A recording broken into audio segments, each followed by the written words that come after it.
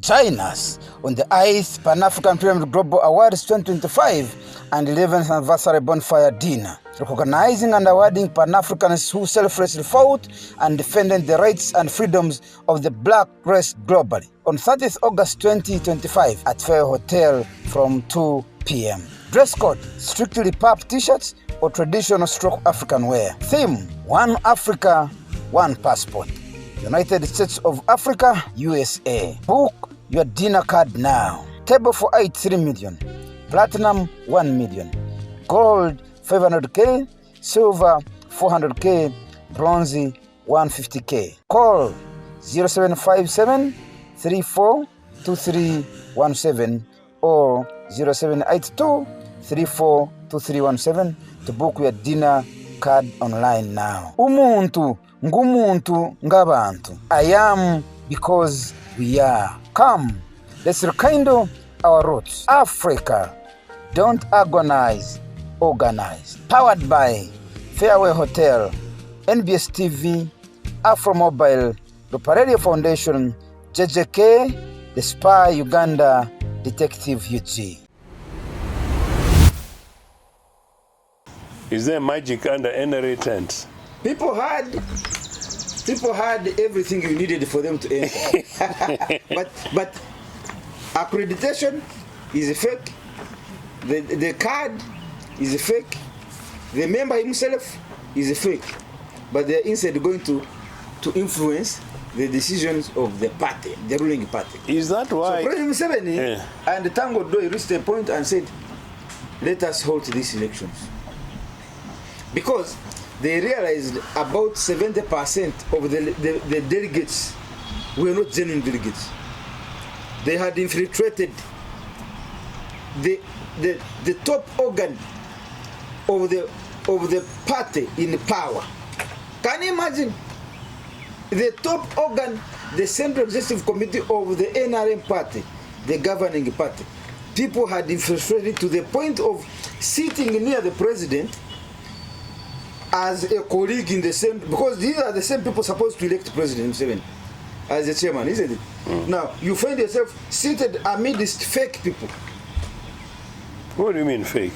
They are not genuine delegate members. They're human beings. Yes, they are human beings. And they're carrying... Yes, but they are not genuine members of the delegates conference. So they are fake members.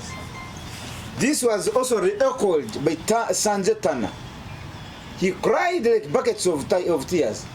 This was echoed by Shukla Mukesh. This was also echoed by Mikey Mukula, Captain Mukula. All these are senior members of the party. So really what has happened is that we bred a lion and we thought we were doing it for neighbors. Okay, not me. Comrade Kaguta Museveni, Tibuhaburwa. You like vulgarizing people's names. He's called Tibuhaburwa. You know, when I first met Museveni, he was called Yoweri Museveni. Then Kaguta sneaked in. And then finally Tibuhaburwa started coming in stealthily, and those days it was illegal. 20 years ago, 25 years ago, it was illegal to mention that name. Did you know that? Even you journalists see what's happening in NRA. Why are you consistent calling it NRA when I told it's NRM? No, because you have been consistent NRA. This is a military organization, and NRM is basically the political wing, but the in charge is NRA High Command. The power around this organization is military.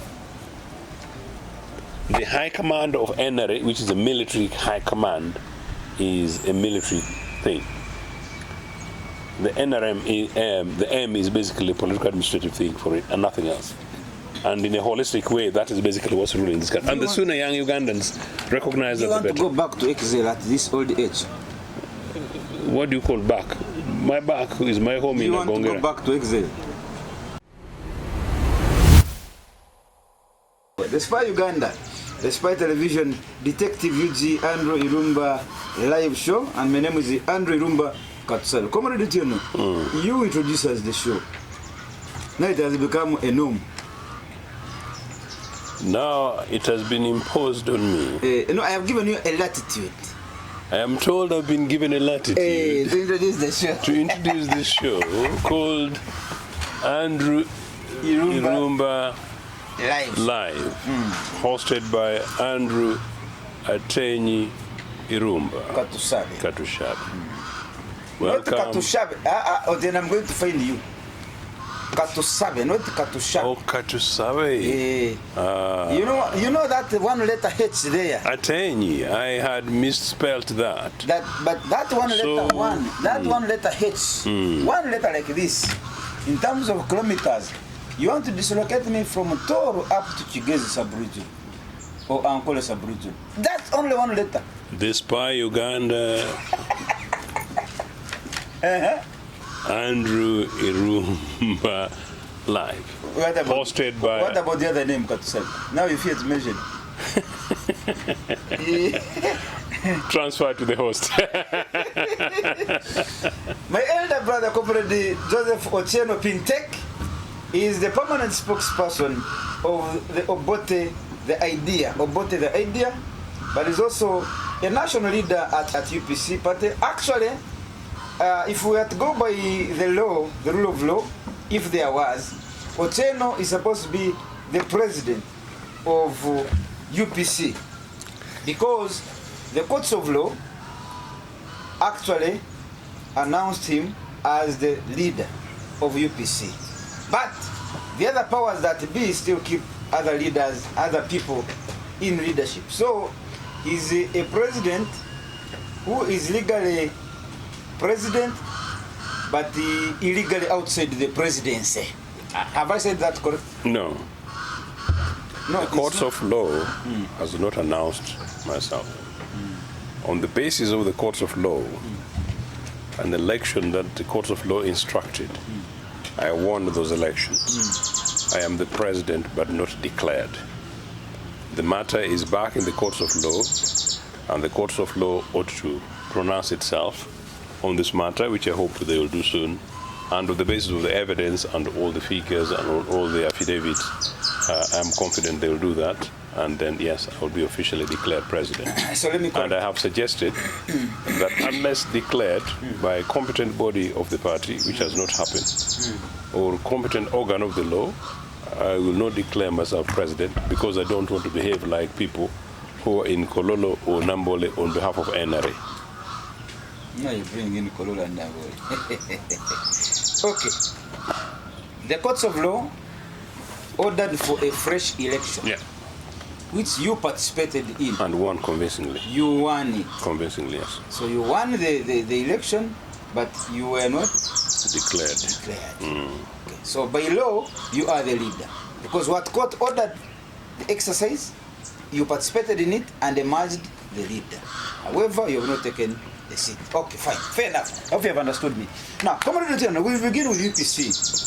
The other day, I saw you picking nomination papers of expression of interest to stand for presidency of Uganda, not UPC, the national presidency of Uganda, on the flag of UPC. When I was following, I saw two other people doing the same. Since we last met, bring us to speed. What has happened now?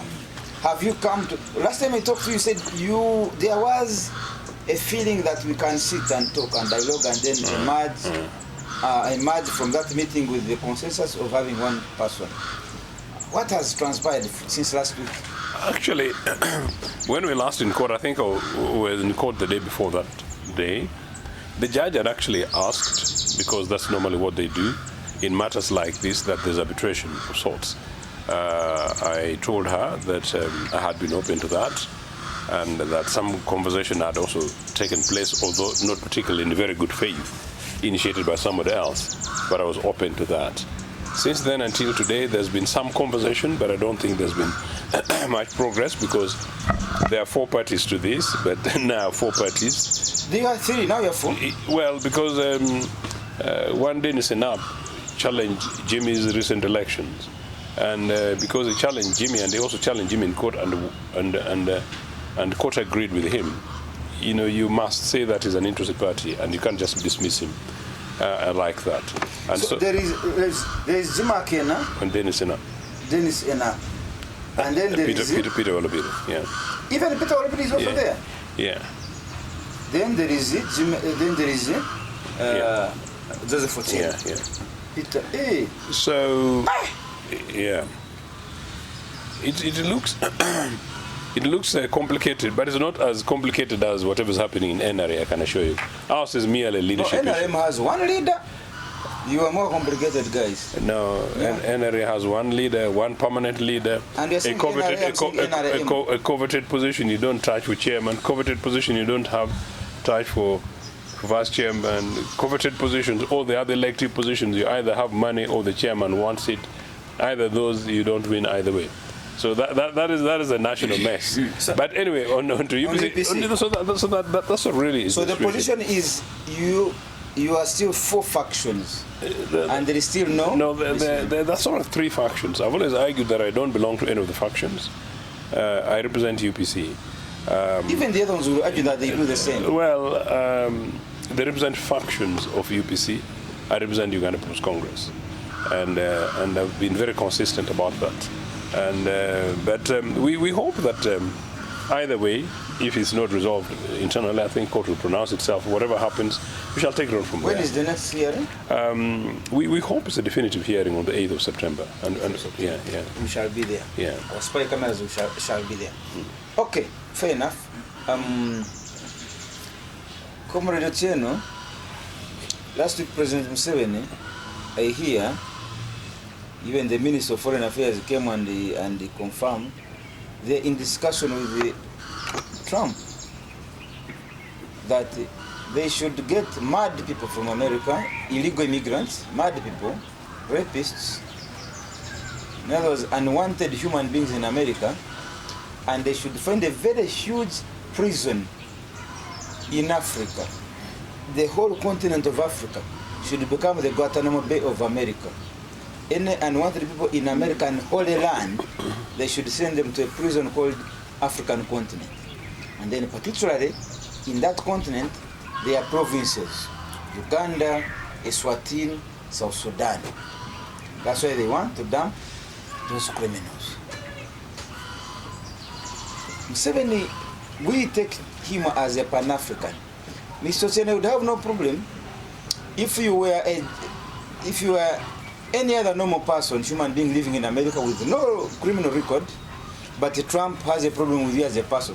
That's like you see some people being chanted by their governments. Like in Uganda, we have people that government is like you see the this Stella Nyanzi, like you see Rukira Bashaija and other people.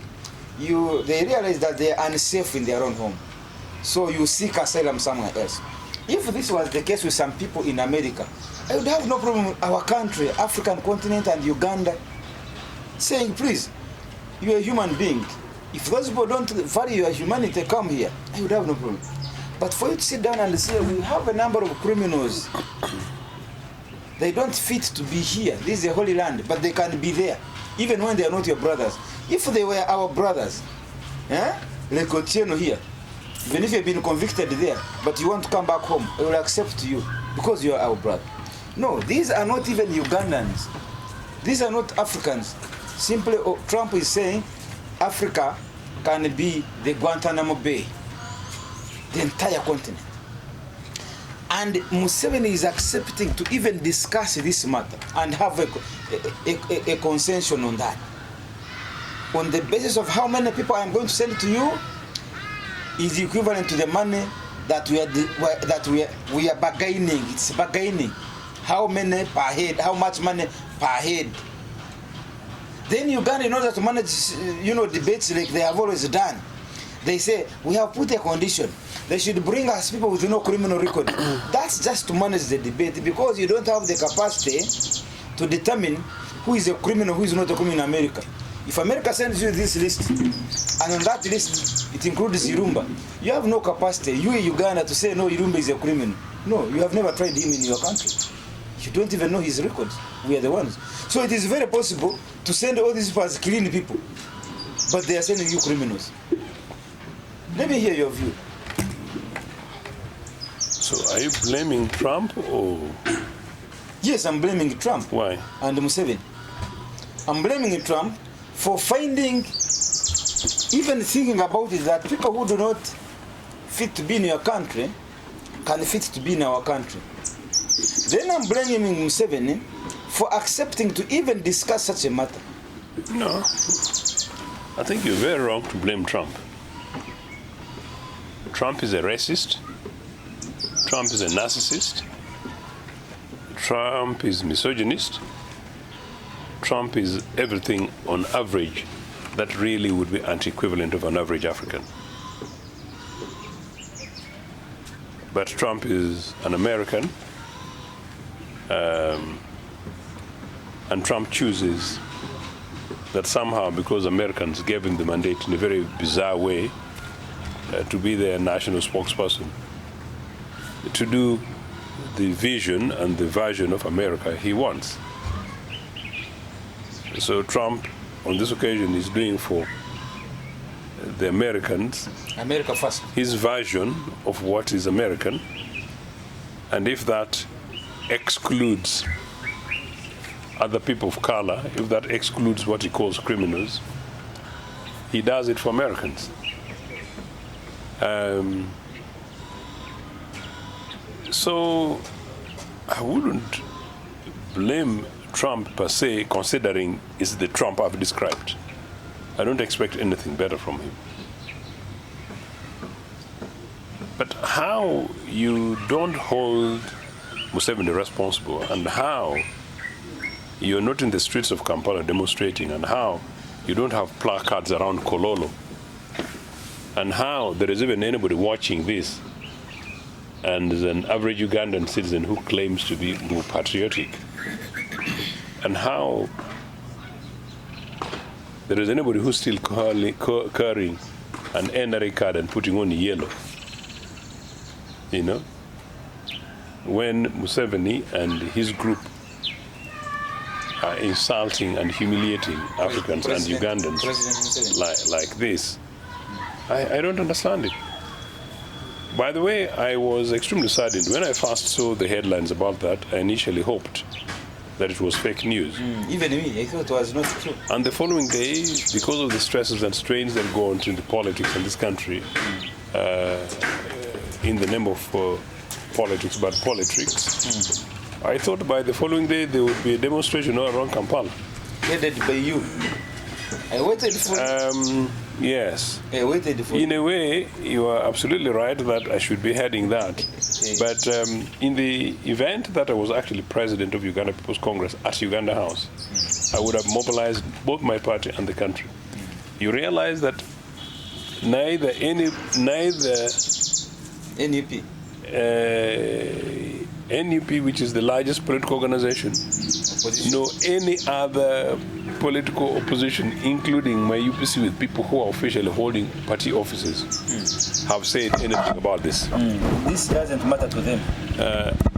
Nor has any organized civil society, any church, or any nationalist community organization, but particularly not a single student, single student organization has said anything about this. So not only is it therefore an indictment on the kind of people you have who rule you, called leaders, here in Uganda, but who rule you in South Sudan, and who rule you in Eswatini, and really who rule anywhere in the continent. Because I would imagine that if this continent had leaders, I would expect the South African leader to see it in their interest to say, no, Uganda, you're shaming us. On top of Andrew Irumba being at City Square against and campaigning against this and saying no. I would expect Ghanaian leaders to say something and Kenyan leaders to say something. Because in the countries I've mentioned, none of these things can generally happen. I really hope it is stopped. I really hope it doesn't happen. But it is shocking that is happening. That's shocking, as you said, that anybody should even think about it. They have even sent already. Swatini people landed, even in Rwanda. Rwanda was just, can you imagine Rwanda, Kagame? You know, the Rwandan case is interesting. I think the whole of this continent, no, the whole of this continent is interesting. I think the country with the infrastructure and the culture that could, if it's about containing people, contain people without, let me possibly use the word, contaminating the wider. Containing without contaminating. Yeah, and I'm saying that with, in a way, it's possible in Rwanda. Meaning in Rwanda, the political and security infrastructure is that actually you could have people finding themselves in Gitarama and instructed not to live in Gitarama and not to throw anything, and sort of it's able to happen. But I'm not saying that I would defend it. But yes, maybe Rwanda has got slightly much more cover. But here in Uganda, where whole neighborhoods are now being occupied by people whom you don't know where they're coming from and whether they don't even know that they have a right to a body in this country, it is shocking. Number two, what's your opinion of African Union in all these matters? Don't you think African Union will be having a role to play? Because now would be, that is the continental. When I was talking about the African leaders, I was saying it knowing very well that African Union is on many of these issues dead. Because if you had a functioning African Union, the massacres taking place in South Sudan and the massacres taking place in Congo wouldn't be happening. And if we had a robust African Union, some of the human rights abuses taking place, including now in Uganda, shouldn't be happening. So the last place to expect any word is real African Union. But you're right that as a continental body, this is not a major security and economic question, but it's something that should be able to affect the continental body, and maybe one of those things that, particularly if we are going towards a conversation that should be leading us towards one Africa, one of the things that we should be discussing as a continent is this question of migration and immigration, especially considering the fact that immigration in Europe and immigration in North America is such a big thing. We can't just say that our people are jumping over the sea to go to those places, and our people are being used as slaves in the Middle East, the conversation you and I had the other day, and our people are being humiliated in the streets of New York, and here we are opening up spaces, as I said, not for people who are genuinely running out of their countries to come to a country because as a matter of policy, I have no problem with people seeking refugee asylum in Uganda, but it should be their first point of entry. So if somebody has found themselves from Jamaica and escaped into Uganda, and Uganda is the first point of entry, we are under international obligation to provide them with asylum. But if we are doing, a service to Anglo-America by keeping for them people whom they've rejected, then I think how silly can we be that you clearly, but it's a total silliness, actually, that you could knowingly pick up a snake wrapped in a blanket from the neighborhood and then you take it under your bed. Take it to Africa. You take it under your bed.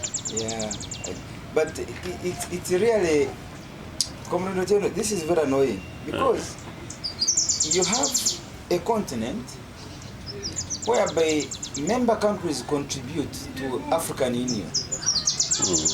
Then you have a country whereby you, the taxpayers, contribute to sustain your government to safeguard your rights.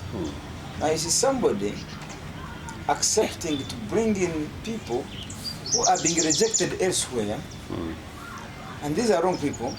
When they come here, America that says, I will pay you per head. These are the same people that yesteryears gave them total rights to grow up the way they want, to behave the way they want. You get it? In terms of these, I don't want to talk about them, but you know. So who? America. These people that it's sending today. These are people that it gave total rights to do whatever they want. In terms of upbringing. No, these are not rejects from America. These are people who've entered America and America has decided they don't want them, as I understand it. No. After there are people whom they are sending, and they have lived there for over 30 years. They are saying, how did you enter here 30 years ago? Are you getting me? There is a man, this is called who? There's a man whom they are sending. To Uganda? Yes. He even has a family there, wife and children. Yes. They are sending him here. So, it's not that these people have entered illegal America yesterday and they are sending them back, no. Some are family that have been there for years. They are simply saying, we are prostrating, how did you enter here? Like you now, you've been in the UK. No, that's fair enough. And after 30 years, 40 years, they are saying, go back, how did you come here? But you already have a wife there, you have children, you have everything.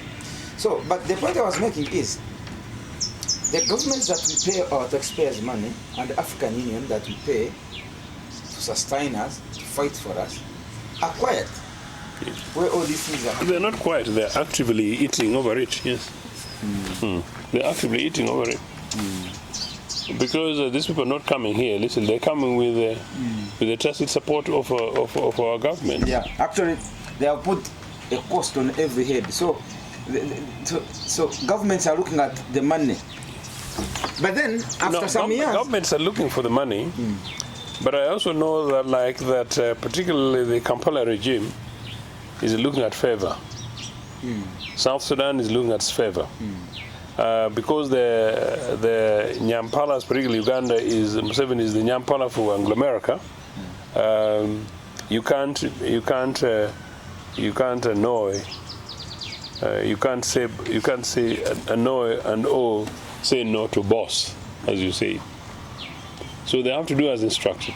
But number two, you not only can't say no to boss, but if boss is the one sustaining you, then you will say yes sir, Afande, yes sir. So because America built and sustained Museveni's dictatorship, because America, by extension, has built through Museveni and sustained Salva Kiir. Salva Kiir cannot afford to say no. So these are extremely vulnerable regimes who are doing these things out of their political weaknesses for themselves, individuals, their families, and their political establishments. It's primarily because of that you can see that America can go and tell Congolese that, you better talk to Rwanda, and Rwanda say, yes, we'll talk to them because in exchange, we'll come and get your gold, but if you don't get your gold, if you don't behave badly, we shall support either your opponents or we shall withdraw support you. Basically, that's what's happening. Okay, fair enough. Comrade Ochieno, I want to bring you back now to Uganda, to the politics of Uganda. Currently, the NRM is conducting its SEC elections at Kololo. I have heard some... The SEC charade. No, SEC elections. I know, SEC charade, yes. Why are you saying SEC charade? Is it election? Yes. It's comedy. Let's begin with why you think it's comedy, before you even say to my question. No, why do you think it's comedy? Since we started this... You think a whole president since we started, you said it's an election. Okay, tell us. What's going on? President Museveni has said two things. Number one is that you are playing with the fire. Not me. No, not you. Not you. Me, I don't play with the fire. He was warning his people that you are playing with the fire by trying to rig elections, to commercialize elections. Now, the climax was yesterday, when they are going for special interest group elections at Kololo, and the number they were genuinely expecting quadrupled. How? Is there magic under NRA tents? People had everything you needed for them to enter. but accreditation is a fake. The card is a fake.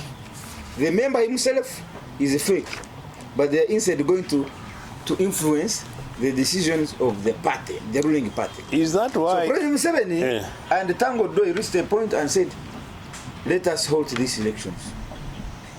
Because they realized about 70% of the delegates were not genuine delegates.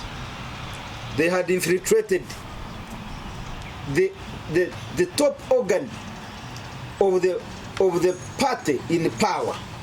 Can you imagine? The top organ, the Central Executive Committee of the NRM party, the governing party. People had infiltrated to the point of sitting near the president as a colleague in the same, because these are the same people supposed to elect President Museveni as the chairman, isn't it? Now, you find yourself seated amidst fake people. What do you mean fake? They are not genuine delegate members. They're human beings. Yes, they are human beings. And they're carrying. Yes, but they are not genuine members of the delegates conference. So they are fake members. This was also re-echoed by Sanjay Tana. He cried like buckets of tears. This was re-echoed by Shukla Mukesh. This was also re-echoed by Mikey Mukula, Captain Mukula. All these are senior members of the party. If you reach that, Museveni himself now came out and said, stop the election. Stop. Why? Because people are infiltrated. Now, my question is, comrade, after these people conducting their internal elections, they are the ones going to carry the mandate to organize the national elections, where you and I are going to participate.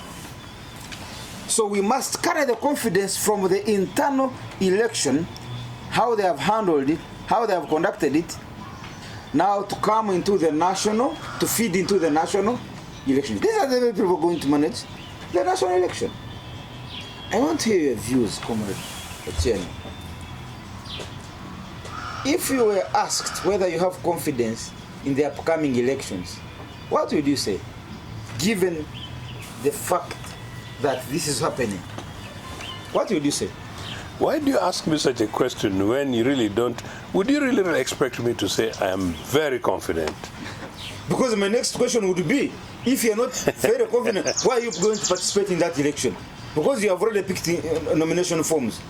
So I had set this other question, but I wanted to hear your answer. I know you're clever. Then I ask you, Ochieno, what are you looking for from an exercise that you do not have confidence in? So you can answer them maybe two at a go. I know you're very clever. That's why I'm here. Yes. Comrade Rumba, please. I have made such a big mistake. What should I do? Of picking the nomination form? Yes. Return them. Take them back and tell them, based on what I have seen, I don't trust that you can conduct an election. That's a very good You can point. only conduct a selection. You guys, do you hear? Yeah, you can only conduct a selection. So I want you to return the forms. Comrade Rumba, I really need to give this a deep thought. Because you're almost certainly right. What do we do now after returning them? But now, I'm the one supposed to be asking questions. Now you're asking me. I am the host. You answer my questions. Now you're asking me. I thought you're Pan-Africanists and Democrats, my brother. Yeah, but it's about sharing national problem. Remember, I'm not a politician. You are. Me, I'm not. You're an intellectual. Yeah, but for politics, let me do my Pan-Africanism. Let me do my journalism. Are you dumping Africa? No, I actually love Africa so much. What do we do with this African mess? You tell me. You are the me. I'm not there. I'm not in politics. I'm hearing to. I'm waiting for what. What does the spy Uganda mean? It's a newspaper. Just like any other. Why did you pick the name spy? A name just like you would pick Daily Monitor, New Vision. I just picked the name. No, you're shying away from telling them that you said the spy, meaning this is an investigative journalist and it's very deeply intellectual stuff. Comrade Rumba. Yes, sir. It's a very messy situation. A very messy situation. So if NRA delegates have got their badges from Nkrumah Road, they remind me of the earliest times when your cameraman was still in primary school, when they were talking about fake helicopter, junk helicopter, fake gumboots, fake schools. And that time people thought it was like news from another world, but it was real. Seveni told my muramu Betty Kamia. Betty Kamia is your muramu. Betty Kamia is my muramu, fantastic lady. How does she become your muramu? Younger lady, don't touch that. You know, don't touch that. Let them steal so long as they invest here. Now, the investment here was not only on some of those malls or whatever. The investment here sometimes includes in sacks, on ceilings, and some on basements. If some of those basements has got space where even houses has not occupied all of them, they put the monies there. You know? So, cumulatively, I think chickens come home to roost. But Comrade Iruma, why don't I credit this to you? One of these days, you and I were chatting, and you told me a story. I was telling you about this man called Okotpitek. Everybody must read Okotpitek's Song of Ochole and Song of Lawino. Like any book Okotpitek has written, anybody who's literate, ideally beyond senior 4, should read them. Anybody who's illiterate, instead of watching funny things once in a while on funny whatever, they should read everything Ngugi wa Thiong'o has written. I think that those are two very fantastic East African writers. Of course, people ask me why I'm not talking about Achebe. But I'm just talking about Achebe and also Inca. But I'm talking about these two for these purposes. Ochole, in his Song of Lawino, Song of Ochole and Song of Lawino, that when they were busy in spending sleepless nights African coffee. And then the new cup place and the forest of books at Makerere. Some of these other boys were busy playing around dirty things in rural places and Katanga. So he's saying it's important we use our times wisely, because it's important for us to absorb ourselves intellectually. And once we've done that and we get the results, you know, we shouldn't be ashamed of it. I think Ugandans need to open up their minds, get liberated, and begin to think, act, critique, and challenge authority. They need to do that. But in your response to me in the conversation, you told me a story about the lion. I was really scared. That, oh, you know, when you breed a lion,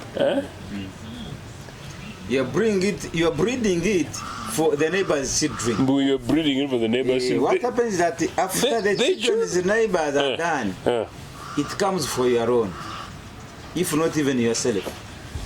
Because the lion, as it grows, the appetite and the stomach will increase. So if it was eating one child per day, it will start eating two. So they will get finished very fast. Finally, it will come to yours. So this is the country we have groomed. So then why were you asking me the question, since you have the big answer like that? So really what has happened is that we bred a lion and we thought we were doing it for neighbors. I mean, okay, not me. Comrade Kaguta Museveni, Tibuhaburwa. You like vulgarizing people's names.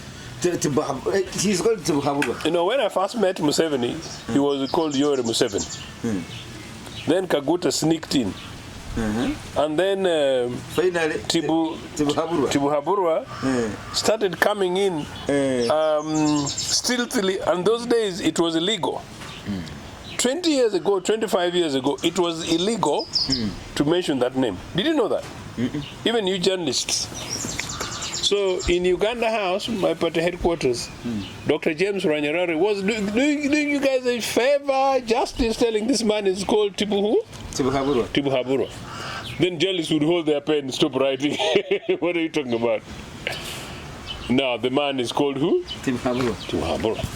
So the problem with you Ugandans, when we tell you the truth, sometimes you pretend, someone tells you you run away. So Tibuhaburwa was breeding these things, but now the thing has entered the Kololo. So the worrying thing is that if you see what's happening in Kololo in the NRA internal elections, the elections, internal exercises, in the central executive, primaries for parliament, primaries at every stage. Now you see the national youth elections, and then you see in this space, young people fighting and breaking each other's necks, and police, and actually the police were behaving very nicely. Police with batons, because now they couldn't allow police with guns because that's Museveni's space. So the people with batons, not guns, because if it was like Kawempe, I don't know what would happen, you know. So what was happening in Kololo is shocking on camera. Merely internal election processes, and then you ask yourself, what's going to happen in the general election? And now, should I participate? Comrade Ochieno, the way these people were altering the what is it called? The NRM yellow book. Yeah. NRM yellow It's book. called the yellow book. Yeah, where voters register. The way they were altering, playing games. Like you find a yellow book, people who are supposed to be there are not there.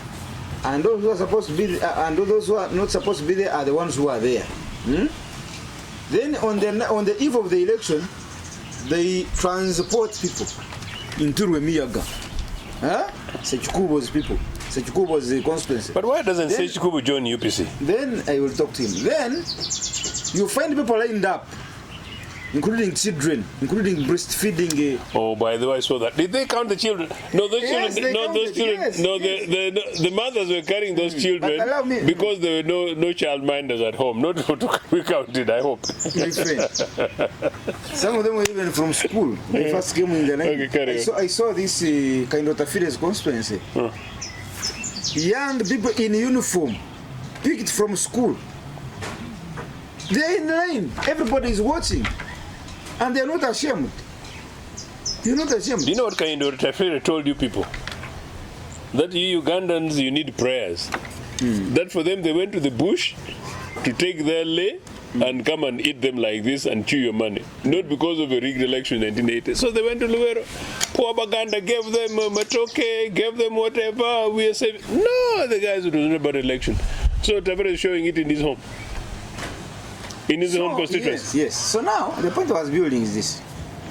This happened in their primary elections. Some of them succeeded. So the very tricks they used to alter the yellow book, their register, and somebody claiming that we have 18 million voters.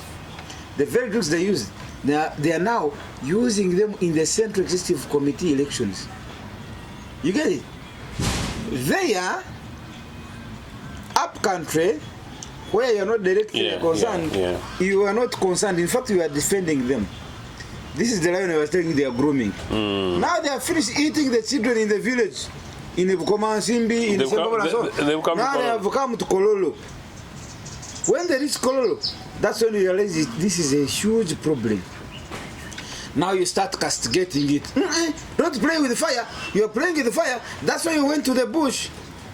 You are realizing it now because it has come to Central Executive Committee. This is the metaphor of the lion I was telling you. So what should we breed instead of lions? No. Grown good leaders. Grown people with humanity. Leaders used to have humanity. Leaders used to be humane.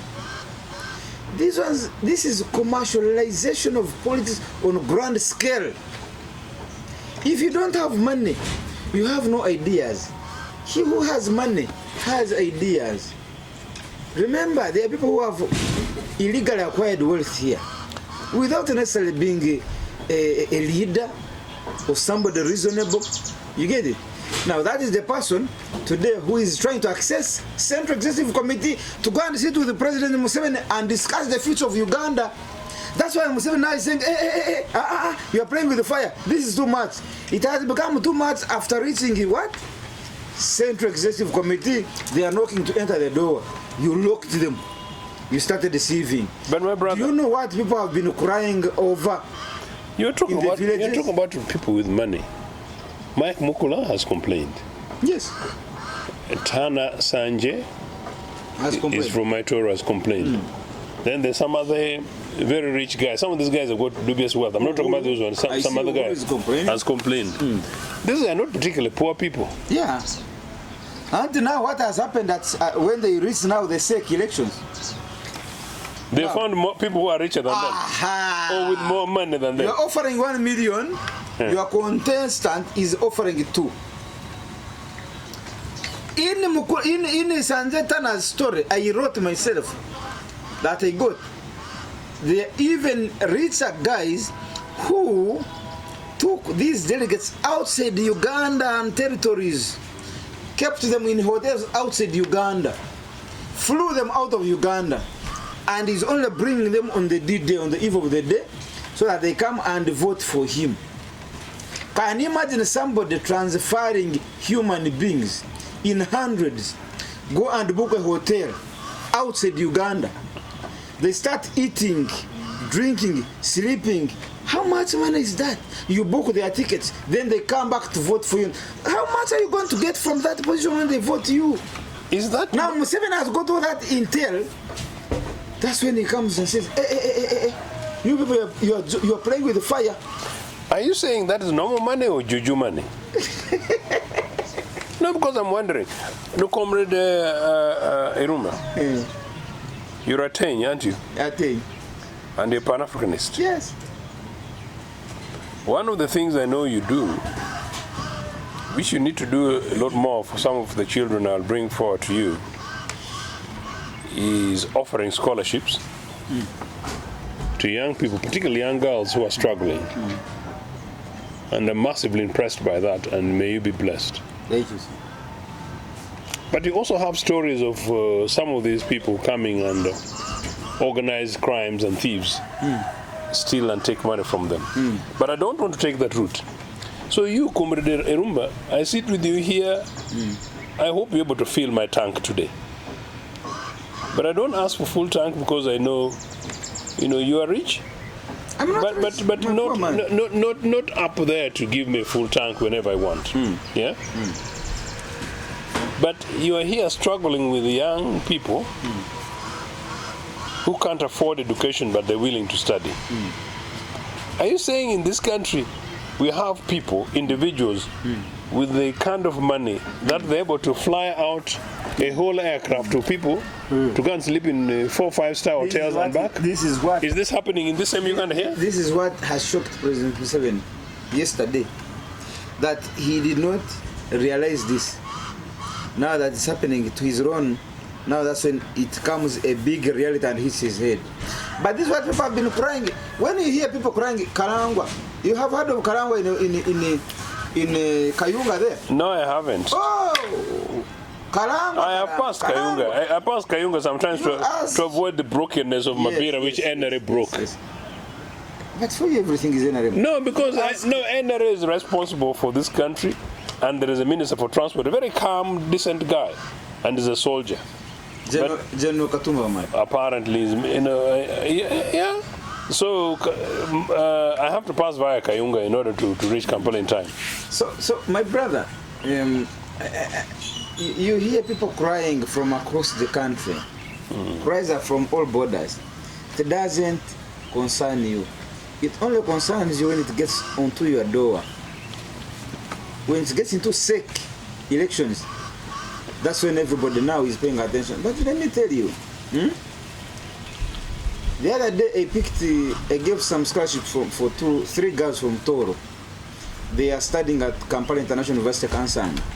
So they hired, because the school hostels are very expensive for nothing.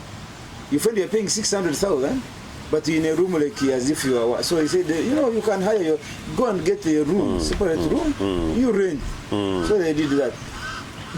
The very night they came, the following night, they robbed them clean. These are young people who are students. Yes. These are young people, young girls who had never been to Kampala. For the very first time they come, that's how you welcome them. When they call their neighbors to tell them the horrible thing that happened to them, you know what they told them? Hey, you are new, you have just come. They said, yes. Oh, don't worry. This is normal. This is what has been happening. Every one of us here, whenever we came for the first time, they visited us. They call them visiting you. The thugs visit you. Visiting you means they come and take everything you have, when you have come for the first time, it means they are now initiating you to the community. So they said, now you have been initiated into the community, now they will never come back. Now you can go back and buy whatever you want, even if it is an expensive work, they will not come back to your house. They may steal you from on the road, but they will not come back to your house. Now you have been initiated into the community. Then they said, can we go to police? They said, you are wasting your time to go to police. What? These thugs work with the police. These guys called me crying because they wanted me to contribute again. You get it? That the community knows that by going to police, actually you are creating more problems for yourself. Because going there means you should look for more money to pay the police officer to come to your home to assess what happened to you. More money. They will tell you bluntly that you pay money for us to come. If you don't pay them, they will not come back to you. But remember, you are exposing yourself to these thugs by going to report them to police. So they told them, please keep quiet. If you go there, they will be seeing you. Whatever you're doing, they will be seeing you. They can now even mean to come and punish you more, even by taking your life. So keep quiet, go and buy more. This is happening in Uganda under President Museveni. Now, when it has reached at SEC, Central Executive Committee elections, the same thugs, the people who are being hired in the by-election in Kawempe, what job do they do? Who was contacting them to work with the system? Who was contacting them? Who has their contacts? Because they have phone calls that they call and say, I want 100 thugs, gangs. This Gali thing they are talking about, the Gali, what is it? A gang of thugs. When President Museveni was coming to Kololo to pick his nomination forms from the NRM party, the gangs that accompanied him, you saw them in the broad daylight, getting people's phones, bags by force during the day, breaking into people's shops, accompany the president, still go home. These are the same people that, those same networks that now had gone to Central Executive Committee elections, SEC, at Kololo. At that point, that's when Museveni said, you stop playing with the fire. This is the reason we went to the bush. It is at that point that now it makes sense. But Ugandans have suffered that you report a case at the police. Instead of police investigating the person you have reported, they come to investigate you. And they come with a thug. Do you hear me? Do you hear me? So that's why we've reached. My brother, in South Africa, when you land there, friends who like you will give you a map. Don't pass here. Don't pass. This one, even the police knows that. Even them, the police know that don't go there. When you go there, they blame you. Why did you go there? They blame you. Hey. I was telling you a story. I was a guest to the... Before you come, I was telling you a story off air that I went to Makerere to play football. I parked my car in Makerere University. I locked my car with my phone and laptop in the car. Those students of Makerere University, the students who are sophisticated in Thagari. My university, how do I say that? If you want a very well-trained thief, go to Makerere University. I object to that. Yes, you object because you are not faced. That's my university. If you want a sophisticated thief who can break into your house without breaking your padlocks, who can access your ATM card money without accessing your ATM card, you go to Makerere University, software engineers. So they accessed my car, stole my laptop and phone without breaking the car. So what do they use? Master keys. So they are the ones who manufacture those master keys. So now, when they stole, I went to police one day to report a case. The policeman asked me, you mean you went to Makerere? You went into the football club, the football pitch to play football, and you left your laptop and phone in your car because you have locked it? I said, yes, sir. It is your problem. I said, why? He asked me, why did you leave your gadgets in the car? I said, but sir, it is my car, my laptop, my phone, and the car is locked. I have my keys. He said, yes, but don't you know the guy? Don't you know those guys? I said, no, I don't know. No, those, you know what those guys study? They can manufacture anything in 1 minute. So we ended up, the police officer was accusing me, blaming me for leaving my properties in my car. And the matter ended there. I went and bought another laptop, I bought another phone, I went to Abusa. That time Abusa was, that time was Barclays Bank, that time. I went to Barclays Bank, which is Abusa today, at one day there at the traffic lights. I got another ATM card. And the matter ended there. The police officer said, now what do you want us to do? But remember, the primary mandate of a police officer in Uganda is just two things: protection of life and property. That's the reason I pay you a police officer, to protect my life and my property. There is nothing else I pay you for. Only those two. Are you sure? However, the police officer is telling you it is your mistake for leaving the property in your car. Why? They have failed now to have a mechanism of protecting my life and my property. Go ahead. Are you saying you went to a real police officer? We went to get police. Or a duplicate? Because since they're duplicate SEC members, they can easily be duplicate police guys from Nkrumah Road. At least I know where he went. One day get police station. One day get police. I even know the person I talked to. Are you sure the police officers that you pay, that your taxes go towards? Yes. Their salaries? Yes.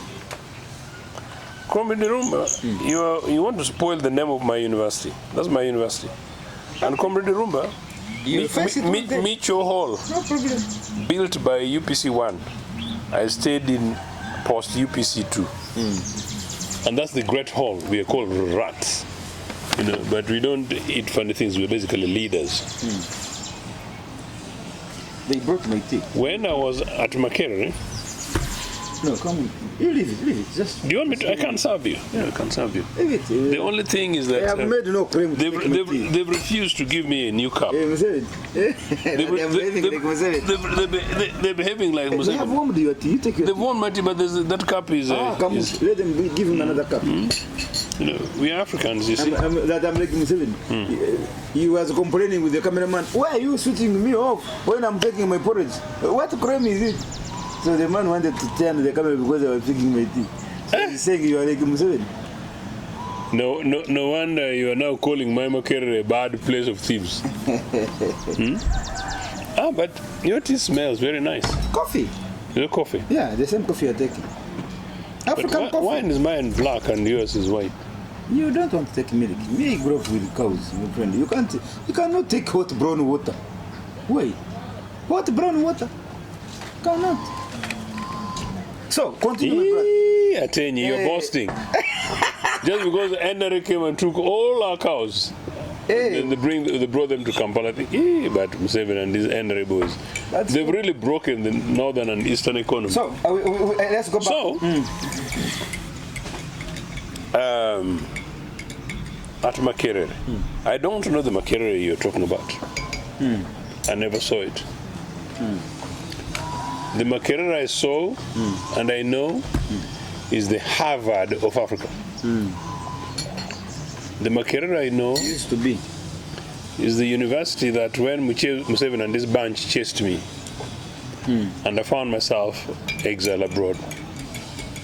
All you say is that you're from Makerere, or you were studying in Makerere. Said, oh yes, of course, Mr. Ochieno, because automatically you're associated with power, academia, Right. knowledge, decency, and Right. yes. And that is the Makerere. You brought that up. No, it's gonna come. That's the Makerere, which used to be called the Harvard of Africa. Africa. That is the Makerere University. Yeah. From one gate, main gate, to east gate, to west gate, to to the other extreme end. Northern Gate. Yeah? Makerere University was called Vatican City. Yeah, that was the Vatican City. Vatican City. In part Crime-free city. because in a way it's almost a nation state of its own. And the ivory tower, as they called the seat of conservatism, meaning academic conservatism, meaning distilled intact, untainted, unbreakable. That Makerere has gone to the was so secure that in my lifetime, throughout my lifetime there,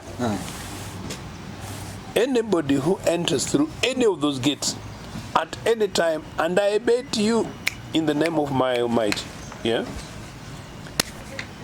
from 7 a.m. to 1 a.m. to 3 a.m. to 6 p.m., so long as we are within the confines of Makerere University, whether you're a female student, a male student, and a house help for a professor or a lecturer, a family member, you are free and safe. Nothing would happen to you. Nothing would happen to you. Today, you go and just, even during the day. But before you tell me about today, let me tell you the final bit that I know of that Makerere. Once upon a time, Nkrumah Hall got banned. Actually, Nkrumah Hall had got banned, ironically, on the day of Obote's last graduation ceremony there as Chancellor. So now, come to think of it, it's very difficult not to associate with Bushmen, So Nkrumah Hall, so up there had put Kavera, meaning this was the thing, as waiting for refurbishing. So, students and whole politics and whole administration. So, neighboring students decided to name Nkrumah, of course, taunting it as Kavera, Kavera Hall, because those things were done. Yeah. So one time, late at night, a drunk student, must have been from Lumumba. Why Lumumba? You are saying must have been. Yeah, and I'll explain why. He had come now from Katanga, and now walking in between Micho and poor Nkrumah. So going towards the main hall library back, so must have been a Lumumbist. Because Lumumba and Mary Stuart, the other box.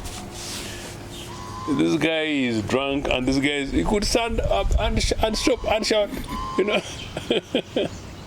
Kavera! Kavera Hall. Kavera! And then he moves on. So basically, this are our students. Dead night. And of course, of course, we read at night also the time. So you get up, you hear what's going on. So you realize actually this is a drunk student taunting Nkrumah. Of course, we are in Micho here, and then Nkrumah on the other side. And he was going back to his whole press. Meaning that level of freedom, in the middle of the night, you're a drunk student, you're coming from? From Wandegate. From Wandegate. Katanga. That Katanga was a place which you can call, quote, slum, to be precise, but that's safe.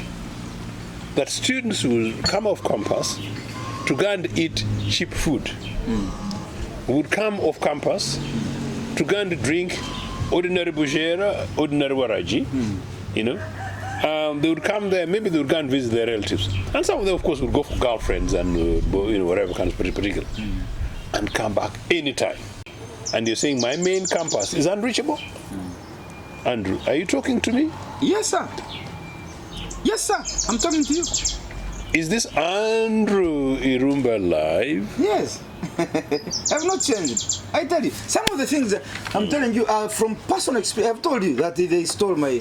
Let me give you another experience. Myself. Very, very traumatizing, yes. Around 2006, 2007, I was working at Britannia, Splash. You know that Splash? Yeah. I was a salesman and a marketeer. Those canteens. You're so experienced. You've made a lot of money, you also. Yeah? No, it's not about money. I think. Okay, experience. Yeah. Okay, go on. Thank you. All those canteens inside the Makerere, they were all under me. It's me who was supplying them. Yeah. All the supermarkets in Kampala were under me. The Chikubo was under me. So one day myself, I went to supply Makere University canteen, even MUBS, Makere University Business School, one Nakawa. It was under me. It was me supplying them. So one day go to Makere University here, one day they're here. The main campus, Main Makere campus, University. yes. Main campus here to supply in my truck, splash truck. We were supplying them on tomato sauce because they are restaurant there. Those girls like these chicken. Yeah, amen. So supplying them tomato sauce, juice, splash, red juice, and so on. Some sweets, some chewing gum, and the biscuits. Variety of biscuits. Those students like biscuits. We park our truck at one of the restaurants and shops. We supply. So I wrote my driver and the turnman were carrying things from behind the truck supplying. Then me, I was in front writing the receipt to go and serve the buyer after these guys have supplied. So at one moment, by mistake, we leave the truck open. Just in 1 minute. These guys have taken the things to the canteen and have also used another path to take the receipt to the accountant to pay.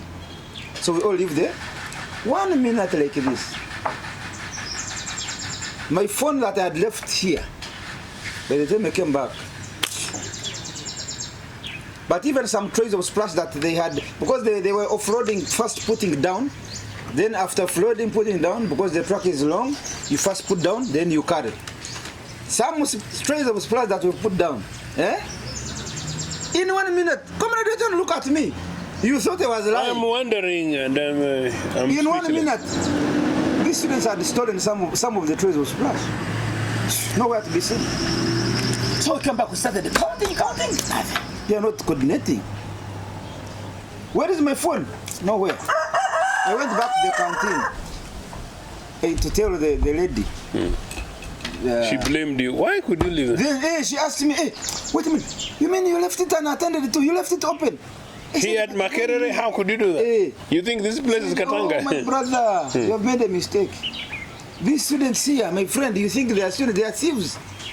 We are living with thieves. And these are not thieves from Katanga coming into Makerere. No, these are students, but they are thieves. Those gates are open. Must have been maybe people from Katanga. No! There is no thief who comes from Katanga into Makerere University. These are thieves manufactured in your lecture rooms. Can I tell you what? So in 1 minute I had lost the phone, and good enough I had carried. I had a small bag as a salesman that I was wrapping Carrying around the cash, yes. Yeah, so I had my money. The money was going. When they went, and do you tell that to a Muhindi? So I had to pay those trays of splash. You cannot explain to a Muhindi that. Why? Why? No. For me when I'm working with you, I studied you and know you. So there are things that. So your boss was a Muhindi? There are things, yes. Your boss was a Muhindi? Yes. Why wasn't your boss the company is owned by Indians. The company is owned by Indians, so definitely you're going to tell your boss. Of course, we have some. You guys are really not you're not patriotic at all. Listen to me. We have some African supervisors, but definitely the topmost is an Indian. That is what UPC fought against. But let me finish my point. You are deviating me from my point. What happened to me? I lost about 600,000 at that time. Yes, you cannot explain that to your boss. I had to look for money from elsewhere and fill the gap. That thing up to now, whenever I'm entering Makerere, it taunts me. Do you know the 600,000 at that time? For a poor salesman like me. So I have experienced two times that bad happening at Makerere University. You get so. Is that why you're bad mouthing my university? No, I'm not. I'm simply being. Let me tell you this, and I want to repeat this. I think Uganda needs Don't say, I hope you don't say Uganda needs UPC. Uganda needs a UPC government. That's why you also... Much more urgently today than ever before. You know the founding values of Uganda People's Congress, and as early as 1952, I can see them through Jim Akena. as 1952, as Uganda National Congress. I can see them through Jim Akena. Please. I can see the values of no. Jim Look, Akena. is much more urgent today than ever before, and particularly because it's going to be much more urgently needed Let him give you the message. after Mr. Museveni than ever before. The reason is talk morality, talk rule of law, and talk everything else. But most importantly, in 1964, there was a legislation. Let me put for it. Yeah, like talking No, it's okay, I'm okay. I don't know more than, is that brought the idea of universal free education, except subsidized primary education and O-level education. Meaning that education became fully free up to university. Primary education was not free, meaning it was subsidized. But the subsidy that government paid for primary school was far higher than what the current regime pays for UPE. The subsidy that government paid for O-level pupils, students at the time, was more than what government now pays. But any education outside those, whether tertiary, post-primary, teacher training, were also free. But most importantly, university education was not only fully free, but it was comprehensive. Meaning a student who went to Makerere, those who went there before us, before Idi Amin, one Dr. Pilga, an elder friend, says to me that they ate in because the dining halls, they call them mess, just like our dining hall call it mess. The quality of food they ate at Makerere was like a 4 or 5-star hotel food. But in my time, I didn't get that. But at least what I got was you get full accommodation, full food, full transport allowance to take you to and from Toro. But most importantly, you also got what you call boom, student allowance. So in other words, you were paid salaries to study at Makerere University. Meaning that at my time of education, we were paid. So the student has got no reason, possibly, to steal, maybe to sleep hungry or anything else. I'm not justifying the mess that is happening now. But as I said, NRM has broken that. So whether or not that is part of the problem, it's not a justification. Because in any case, side by side with killing quality education like that, society has also been now killed by the immorality that we see in Kololo. So meaning, those of us from early primary, secondary, certainly from second, we're looking up to fellow student leaders. When I went to Mwiri in senior one, I said, shall I be able to be a debater? Because we're looking at the sharp debaters like now Professor Ebiloto, people like Professor Yosua Dambisia. These were sharp young A-level students debating better than current many of African foreign ministers in Addis Ababa, and talking global things, said, But you looked up to those people. Today, no. What a young person in this country can look up to. Yesterday, on my way home, I met a young person from NRA, and I'm delighted he has voluntarily sent me a note after I arrived home that the sooner we sorted out our mess in UPC, leadership mess, the better. Because he's looking at returning to the party of his grandfather, Uganda People's Congress. Because minus the challenges we faced and the propaganda against us, the values we hold are the possibilities of the values of the future. That's why I'm trying to say that the UPC is now much more urgently required. But I also want to say that I hope that when that happens, Of course, we also have to do some introspection as UPC. There may be areas where we could have done better. There may be areas where we could have done things differently. But generally, I think away from that, in terms of the core values and Pan-Africanist values and progressive left values, it's much more urgently required today than ever before. And if we don't do it, I think we are breeding a country of lions breeding lions. Yeah. Okay, as we end up, is there something that you could have wanted to end up with that I have not asked you? In a minute or two. Generally. I think it's urgent that in regards to your... No, I think it's urgent that young Ugandans see what's happening in NRA. Why are you consistent calling it NRA when I told it's NRM? No, because... You have been consistent NRA. This is a military organization, and NRM is basically the political wing, but the in charge is NRA High Command.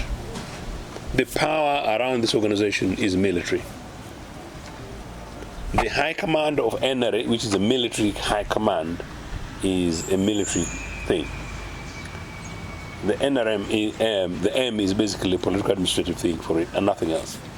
And in a holistic way, that is basically what's ruling this country. And the sooner young Ugandans recognize that, the better. You want to go back to exile at this old age?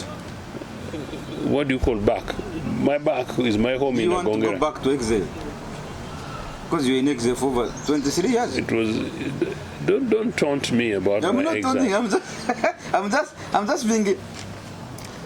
As we speak right now, as we speak right now, a man who spent over 8 years in Dolo maximum prison in DRC, Sam Muguni. Yeah, very sad. Yeah, I was going to refer to him actually. Yeah, he has been rearrested or abducted or whatever it is, and right now we don't know where he is.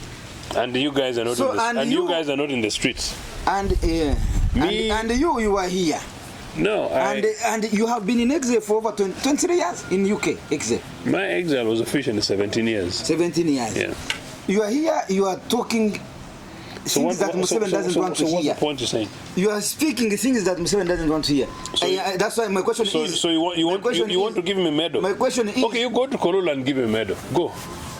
What medal should I give you? This cup of coffee? My question is, do you want to go back to exile at this old age? Why would you ask me this question? Because definitely what you're speaking is finally... Is exile the home for an African? I thought you were a Pan-Africanist. I am. I'm not saying that I'm not saying that I would wish you to. No. I am a forced migration scholar, and part of my campaign is that never again should I want to see an African being forced away from their home, let alone their home country and their home continent, anywhere else against their will. That's why I'm hoping and praying that young Ugandans wake up, see what's happening in Museveni's thing, recognize that it's a dubious, strange Museveni thing, and reject it. Come to Uganda People's Congress.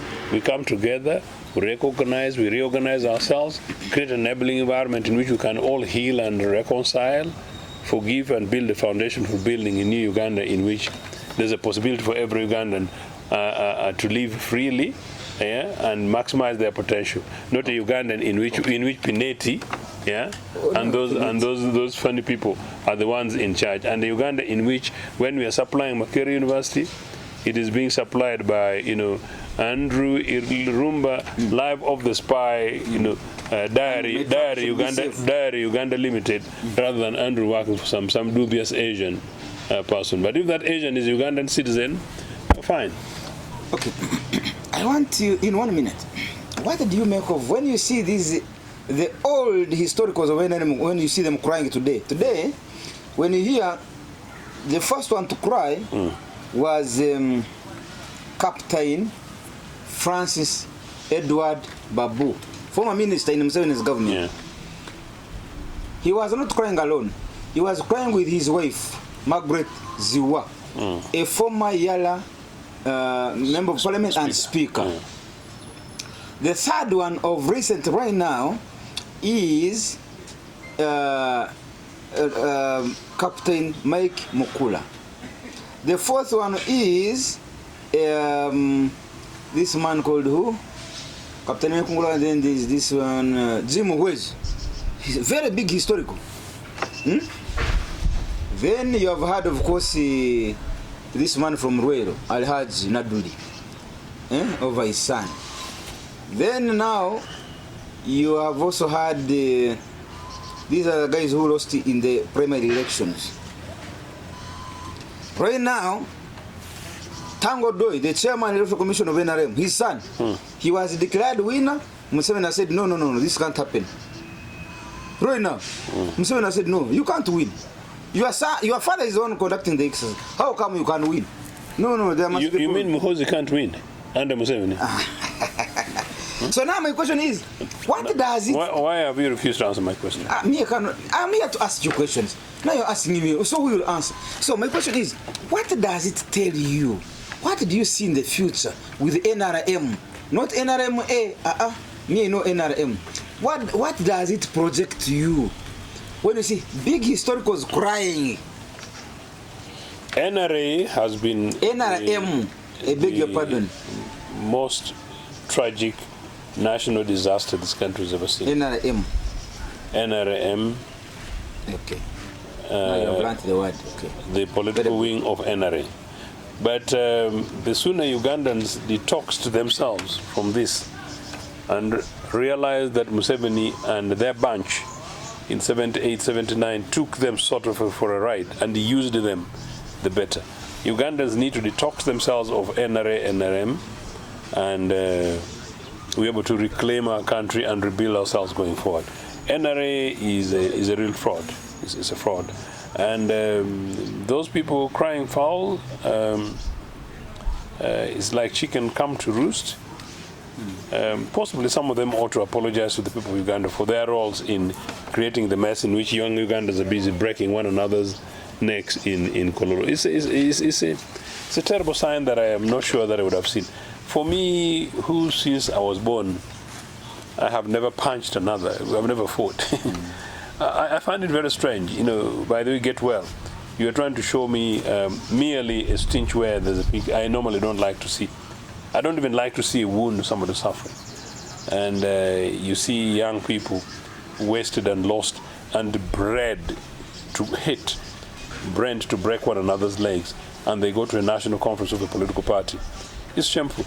As somebody who has been a party and headed the party organs and organizations both here and abroad, and who's been a member of other political organizations, I can't imagine a single fight in a national conference of, say, the Labour Party, my sister party, single fight, without it becoming a national disaster.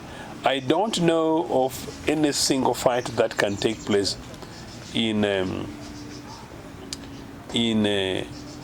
branch election in, say, a place like Chebando or Chejonjo, Chenjojo, or Katuna, or Bisum. Just a branch election in which there is a fight. And it's not a national issue in that national political party. I don't know. Now, every time I keep on saying, wake up to these realities, because this country, the one I'm describing, is possible. What young Ugandans ought to do is just to believe in better. And I'm saying believe in better because better is possible. I saw it in this country and I've seen it. And better is sweet, better is nice.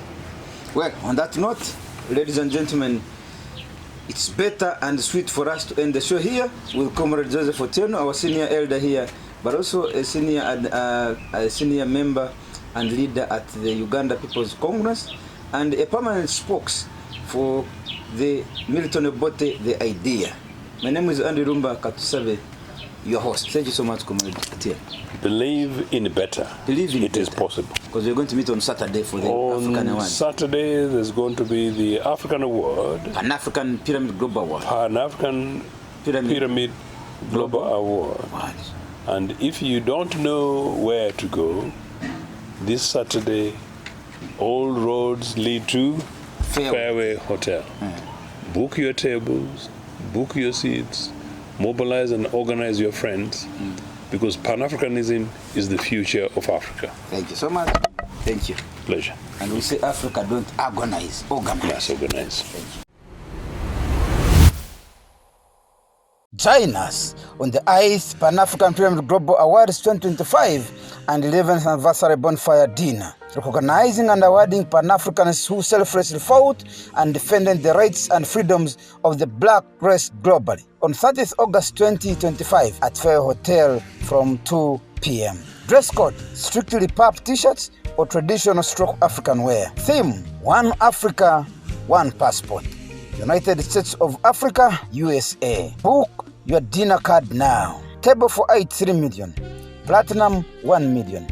Gold, 500K. Silver, 400K. Bronze, 150K. Call 0757 342317 or 0782 342317 to book your dinner card online now. Umuntu ngumuntu ngabantu. I am because we are. Come, let's rekindle our roots. Africa, don't agonize, organize. Powered by Fairway Hotel, NBS TV, Afro Mobile, Lupa Radio Foundation, JJK, The Spy Uganda, Detective UG.